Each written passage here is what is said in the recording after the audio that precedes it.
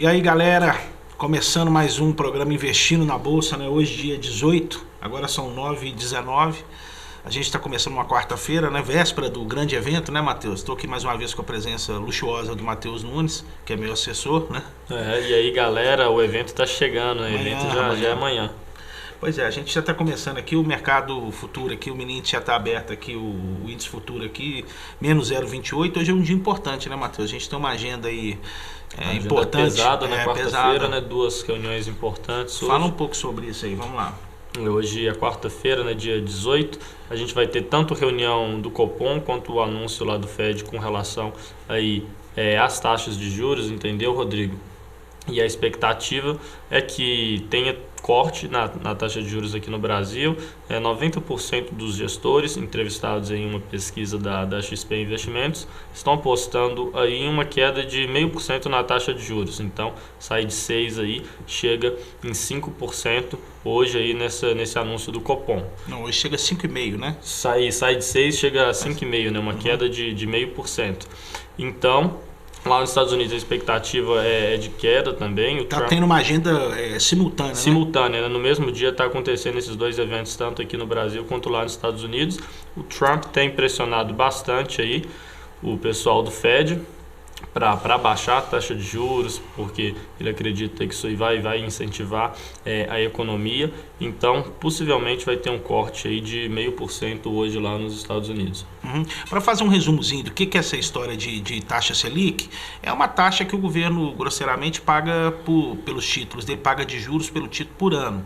Então, grosseiramente, quando a taxa baixa, só para dar um resumo para a turma, supostamente não, o dinheiro fica mais barato, né? Ou seja, isso vai repercutir nos mercados que a galera pega dinheiro. Então, ou seja, quanto está custando o dinheiro, né? Então, supostamente, quanto mais for baixa a taxa Selic, que é uma taxa anual, mais você aí que está empreendendo, você que está pegando dinheiro emprestado de qualquer ordem, supostamente vai estar conseguindo aí um custo mais barato do seu dinheiro. Isso, de alguma maneira, incrementa a atividade econômica, né, Matheus? Só para fazer um Muitas resumo. vezes é um pouco difícil de ver isso de forma mais imediata quando você vai tomar um empréstimo aí com um banco, porque a gente sabe que o spread bancário no Brasil ele é muito alto, né? Então, para uma pessoa física aí, não é imediato esse reflexo, por exemplo, nos juros de cartão de crédito, né, Rodrigo? No rotativo de cartão de crédito.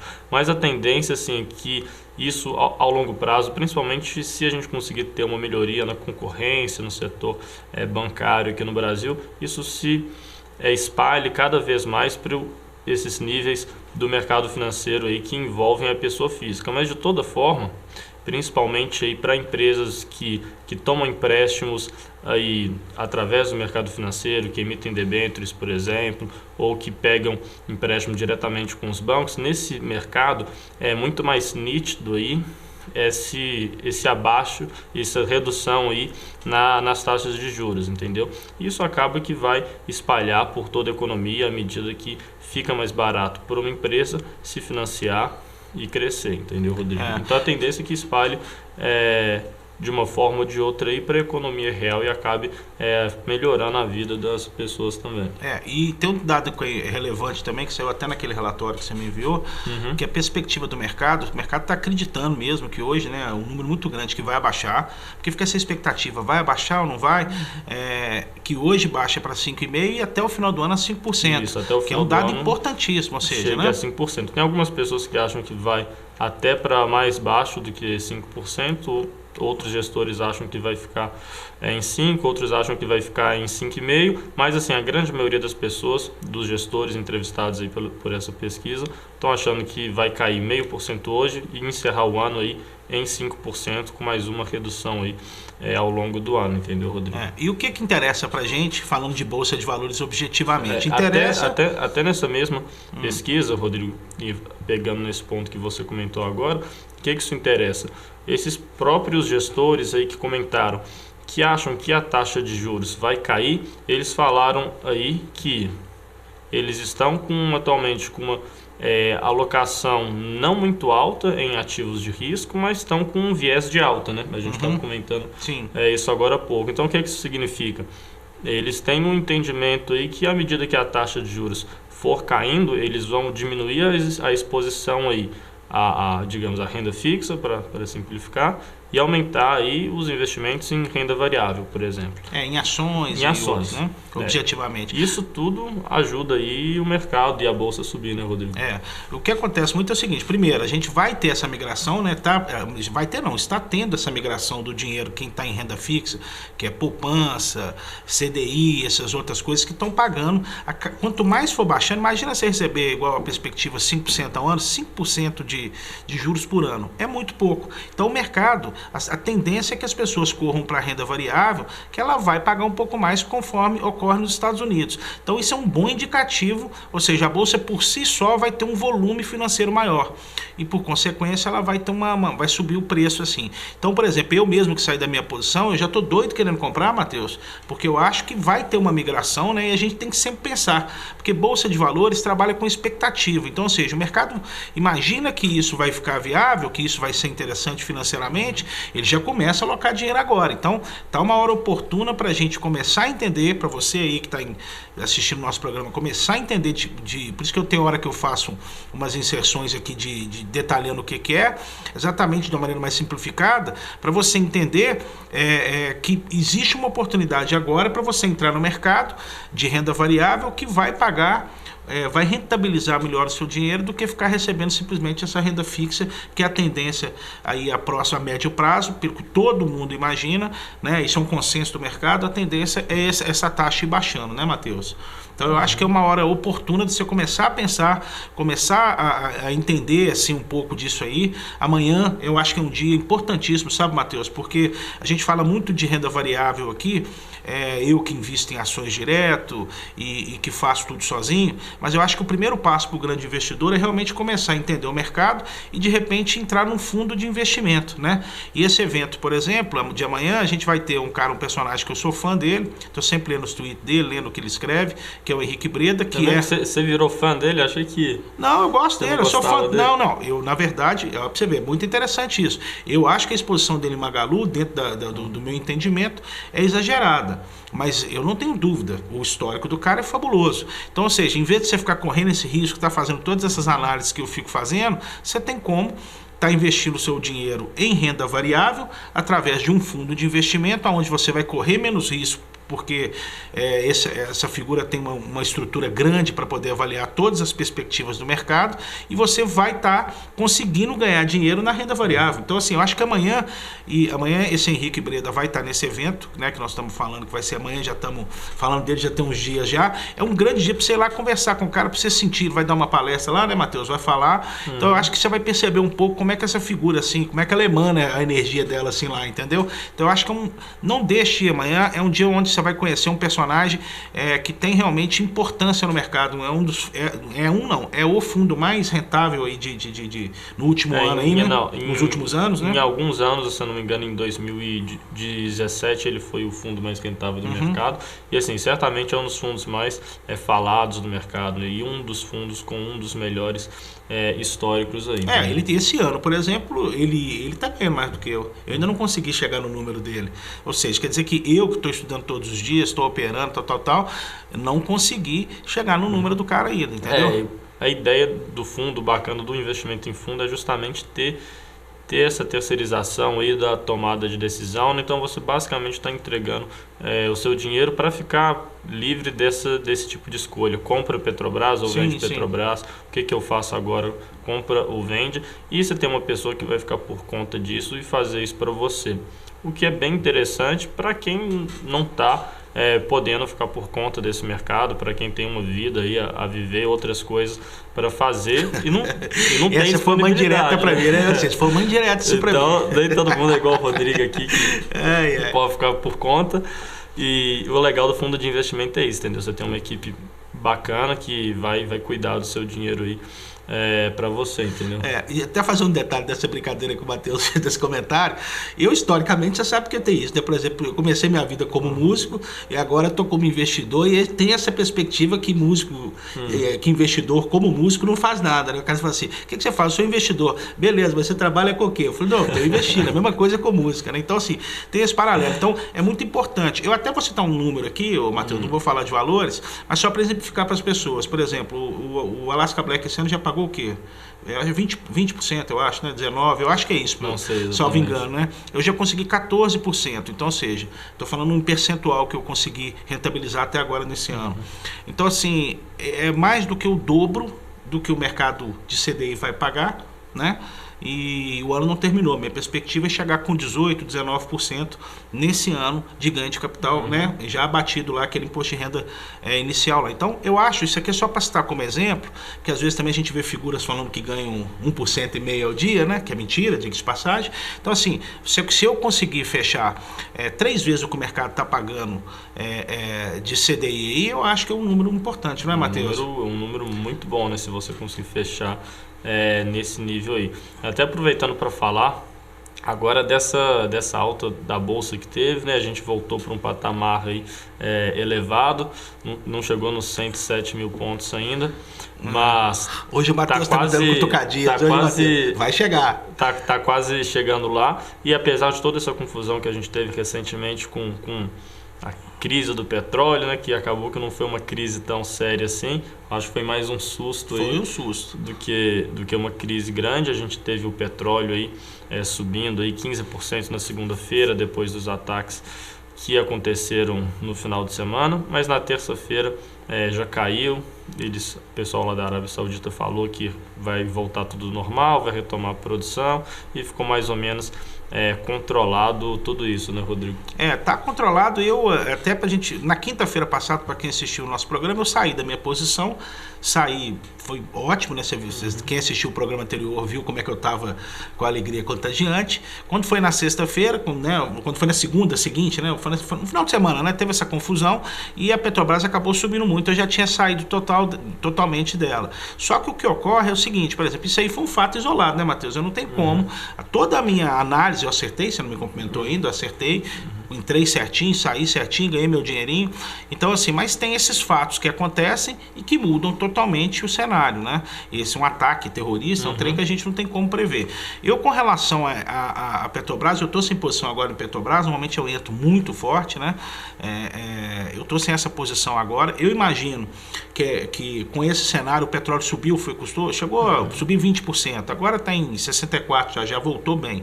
Então, a minha perspectiva é que a Petrobras, que o mercado estabilize de novo, né? Mas eu estou preocupado, Matheus. Eu acho, assim, essa questão que nós vamos discutir agora é muito importante para você poder começar a trabalhar essa questão das suas decisões. A gente tem duas posições aqui um pouco diferentes com relação ao que cada um acha que vai acontecer. Eu, pessoalmente, eu estou esperando a Petrobras dar uma baixadinha, principalmente com essa conversa do governo controlando o preço da gasolina. Isso vai trazer a Petrobras para baixo. Agora, isso aí é de foro íntimo, e eu acho que essa história desse ataque lá vai ter outros desdobramentos. E aí, com esses outros desdobramentos, o petróleo vai subir, e por consequência disso a Petrobras não vai acompanhar totalmente, mas vai correr um pouco atrás disso. Então, para vocês poderem perceber como é que essa questão de análise pessoal com o que está acontecendo, que é a grande sacada, assim, para poder ganhar dinheiro, né, Matheus? Matheus, você acha que vai dar uma pacificada por agora, assim? O que você acha?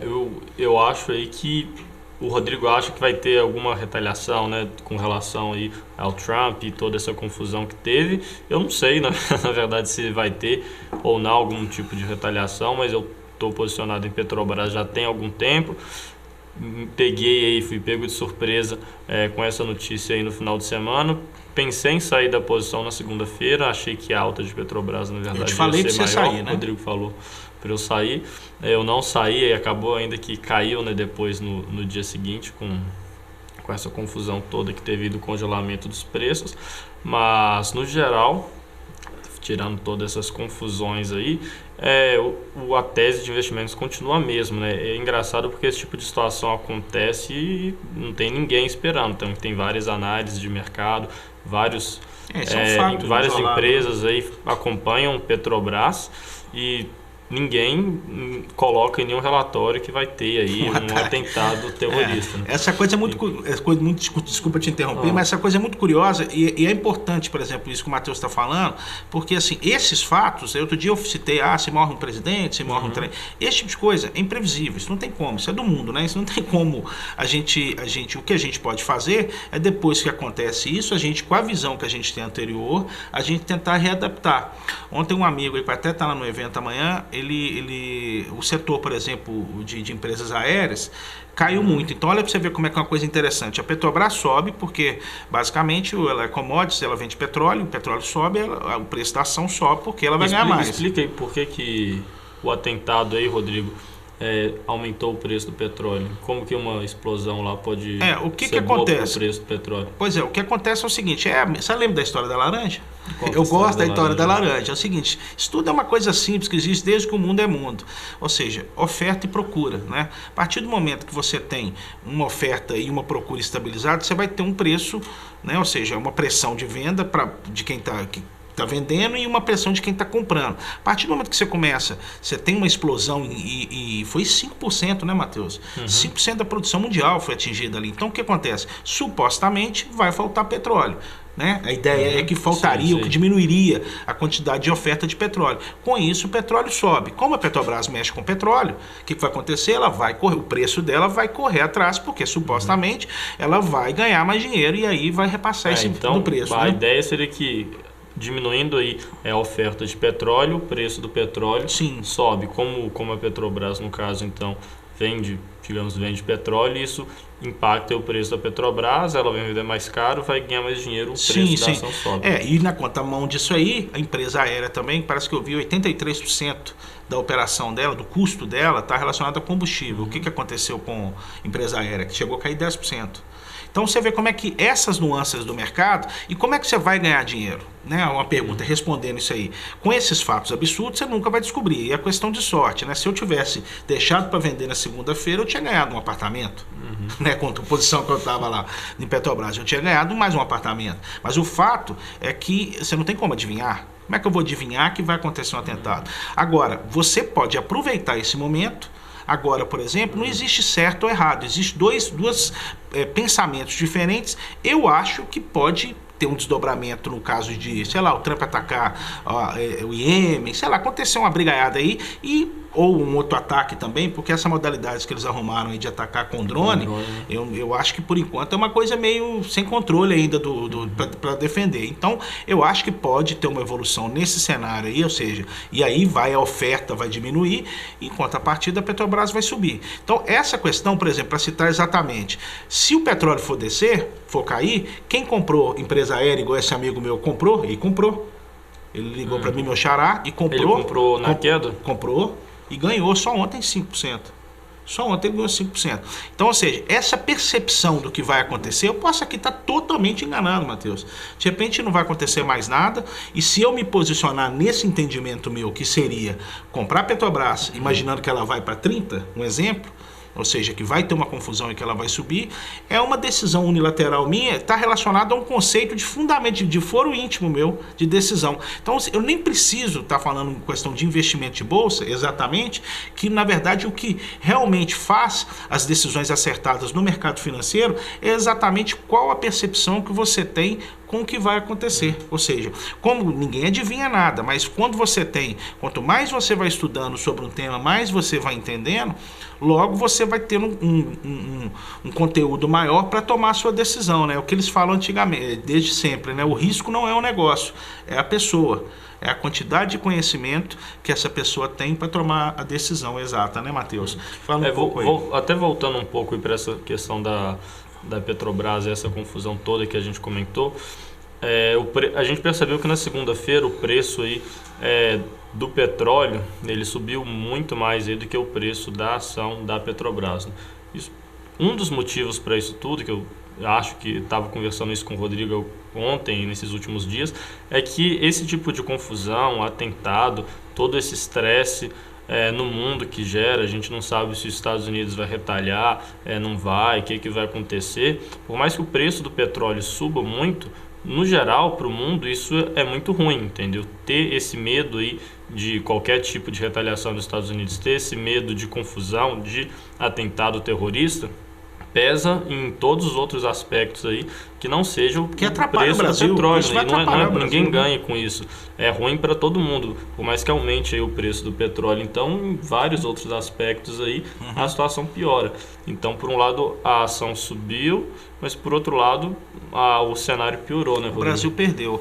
Uma coisa que você tem que... Eu até citei também num programa anterior, e hoje acaba impactando nisso aí numa opinião. Por exemplo, eu já disse essa questão que a gente que se propõe a mexer com esse mercado financeiro, a gente não pode ter, inclusive, essa contaminação de conceito político, né? Você vê que, na verdade, é o seguinte, eu adoraria que o Brasil prosperasse, é uma vontade minha, mas nesse cenário, olha para você ver, nessa posição no que está relacionado à Petrobras, eu tô até, te confesso que eu tô diminuindo a pressão com relação achando que vai acontecer alguma coisa, mas de fato eu ainda acredito que vai acontecer alguma coisa, e acontecendo essa coisa é muito ruim para o Brasil, é isso que o Matheus está falando, porque os custos, né, combustível impacta em tudo, em transporte, em tudo, combustível o que faz o mundo rodar. Mas ainda assim... Tem até um peso relativamente grande aí na inflação. Claro, não, pois é. Inclusive isso pode impactar hoje na decisão lá do FONC lá americano, exatamente essa questão, porque pode mudar, muda o cenário, né? Ou seja, das perspectivas. Então, só para terminar esse raciocínio, então o que acontece? Ainda que eu tenha um posicionamento, vamos pensar mais de direita, né? Mais direita não, de direita, agora, na verdade, eu estou meio que apostando numa coisa que vai dar prejuízo para o Brasil. Então, ou seja, o mercado, ele na verdade... Então, o que eu estou querendo contar para vocês?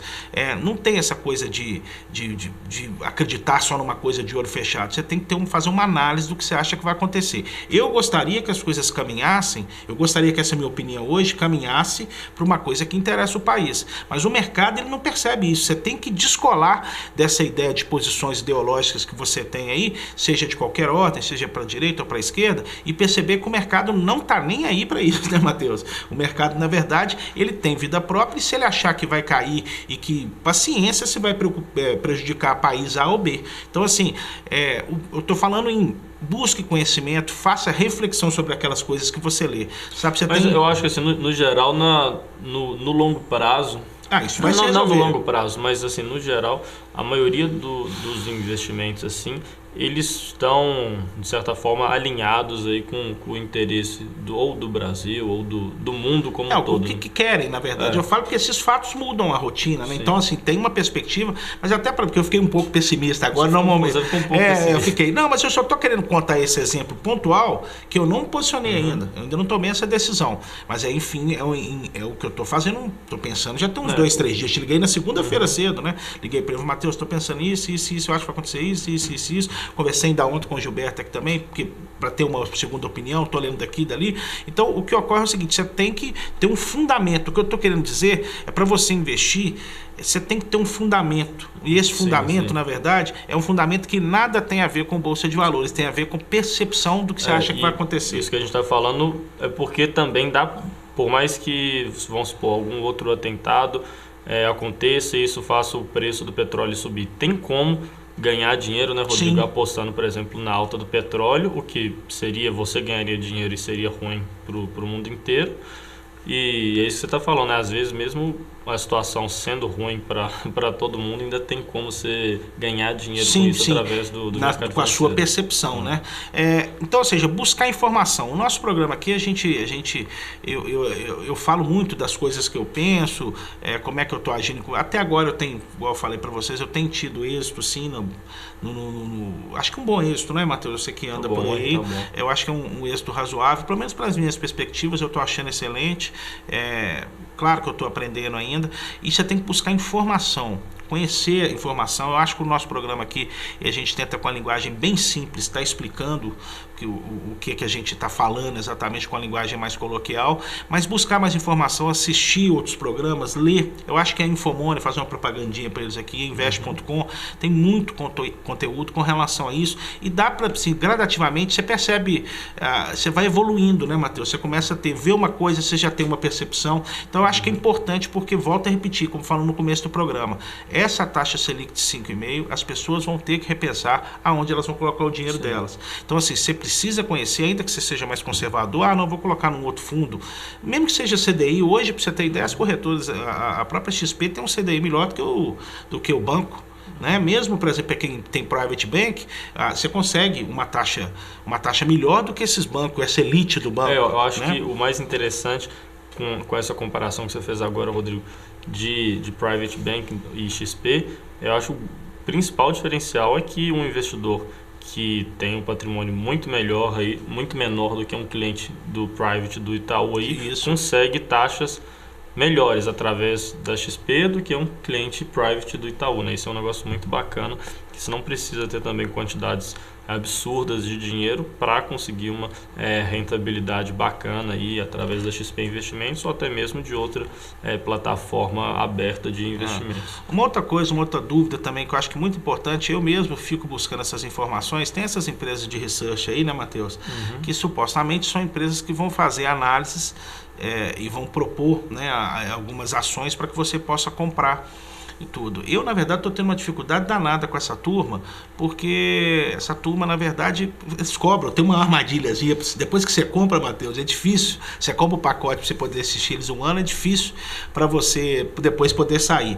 Mas, enfim, pode olhar isso também se você quiser comprar. Enfim, buscar conhecimento. E para a gente estar chegando aqui no final do programa, começar a repetir mais uma vez, a gente vai ser até enjoado hoje, porque o evento amanhã, eu acho que esse ano dificilmente vai ter um evento de esporte igual está tendo amanhã. Agora, né, que a gente já tem uma noção boa da bilheteria, realmente dá para falar. Já esgotou, né? Já esgotou, na verdade, aí os ingressos. Vai ser o maior evento de investimentos aí de Minas Gerais.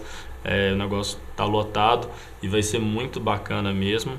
Eu vou estar lá o dia todo, ansioso, né? Então, vou chegar às 9 lá amanhã, inclusive, diga de passagem. Vai ficar o dia inteiro lá e o evento vai ser muito bacana. A gente vai trazer aí. Semana que vem, né, Rodrigo? Certamente a gente vai falar bastante aí como foi o evento que vai acontecer na quinta-feira, dia 19 de setembro.